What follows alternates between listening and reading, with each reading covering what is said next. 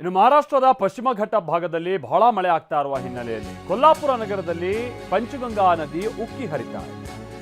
ನದಿ ಪಾತ್ರದಲ್ಲಿ ಈಗ ಪ್ರವಾಹದ ಆತಂಕ ಕೂಡ ಶುರುವಾಗ್ತಾ ಇದೆ. ಕೃಷ್ಣಾ ನದಿಗೆ ಈಗ ಸುಮಾರು 40,000 ಕ್ಯೂಸೆಕ್ ಅಷ್ಟು ಒಳಹರಿವಿದೆಯಂತೆ.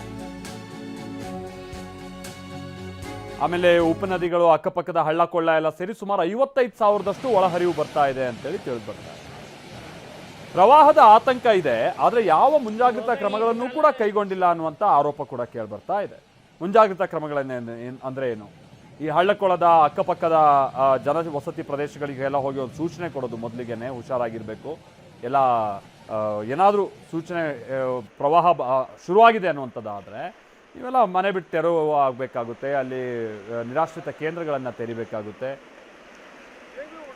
ಇದ್ಯಾವ ಸೂಚನೆಯೂ ಕೂಡ ಇಲ್ಲ ಅಂತೇಳಿ ತಿಳಿದು. ಬೆಳಗಾವಿಯಲ್ಲಿ ಧೂಪದಾಳ ಜಲಾಶಯ ಹೊತ್ತಿ ಉರಿತಾ ಇದೆ. ಧೂಪದಾಳ ಜಲಾಶಯಕ್ಕೆ ಸಚಿವ ಸತೀಶ್ ಜಾರಕಿಹೊಳಿ ಭೇಟಿ ಕೊಟ್ಟರು. ನಿರಂತರ ಮಳೆಯಿಂದಾಗಿ ಹಿರಣ್ಯಕೇಶಿ ನದಿ ಒಳಹರಿವು ಕೂಡ ಹೆಚ್ಚಾಗಿದೆಯಂತೆ. 2-3 ದಿನದಲ್ಲೇ ನದಿಗಳಲ್ಲಿ ಒಳಹರಿವು ಹೆಚ್ಚಾಗ್ತಾ ಇರುವಂಥದ್ದು ಸಹಜವಾಗಿ ಇದೊಂದು ಸಮಾಧಾನಕರ ಸಂಗತಿ ಕೂಡ. ಯಾಕಂದರೆ ಮುಂದೆ ಬೇಸಿಗೆಗೆ ಹೆಂಗಪ್ಪ ಕತೆ ಅನ್ನುವಂಥದ್ದು ಒಂದು ಆತಂಕ ಇದ್ದೇ ಇರುತ್ತೆ. ಈ ಸಲ ಮಳೆಗಾಲದಲ್ಲೇ ಆತಂಕ ಶುರುವಾಗ್ಬಿಟ್ಟಿತ್ತು. ಈಗ ಒಳಹರಿವು ಎಲ್ಲ ನದಿಗಳಲ್ಲಿ ನಿಧಾನವಾಗಿ ಹೆಚ್ಚಳ ಆಗ್ತಾ ಇದೆ. ಸತೀಶ್ ಜಾರಕಿಹೊಳಿ ಅವರು ಕೂಡ ಕೆಲ ಜಲಾಶಯಗಳಿಗೆಲ್ಲ ಭೇಟಿ ಕೊಟ್ಟು ಇವತ್ತು ಪರಿಶೀಲನೆ ನಡೆಸಿದ್ದಾರೆ.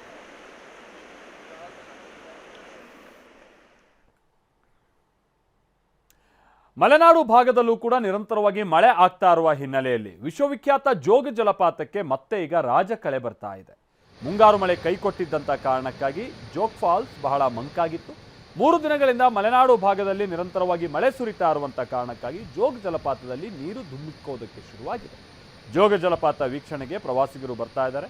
ರಜೆ ಹಿನ್ನೆಲೆ ಹೆಚ್ಚಿನ ಸಂಖ್ಯೆಯಲ್ಲಿ ಜನ ಕೂಡ ಆಗಮಿಸ್ತಾ ಇದ್ದಾರೆ. ಈಗ ನೀರು ಭಾಳ ಹೆಚ್ಚಿನ ಪ್ರಮಾಣದಲ್ಲಿ ಬರ್ತಾ ಇದೆ, ಅದನ್ನು ನಾವೀಗ ನೋಡ್ತಾ ಇದ್ವಿ. ಬಟ್ ಏನಂದರೆ ನೆಕ್ಸ್ಟು ಡ್ಯಾಮ್ ಗೇಟ್ಗಳೆಲ್ಲ ಓಪನ್ ಆದಂಥ ಸಂದರ್ಭದಲ್ಲಿ ಆಗ ಭಾಳ ಚೆನ್ನಾಗಿರುತ್ತೆ ನೋಡೋದಕ್ಕೆ. ಈಗಲೂ ಕೂಡ ಅಲ್ಲಿ ಬರಿದಾಗಿದ್ದಂಥ ಫಾಲ್ಸ್ನಲ್ಲಿ ನೀರು ಹರಿಯೋದಕ್ಕೆ ಶುರುವಾಗಿರೋದು. ಇನ್ನು ರಾಜ ರಾಣಿ ರೋರರ್ ರಾಕೆಟ್ ಇವರನ್ನೆಲ್ಲ ನೋಡಿ ಜನ ಖುಷಿ ಪಡ್ತಾರೆ.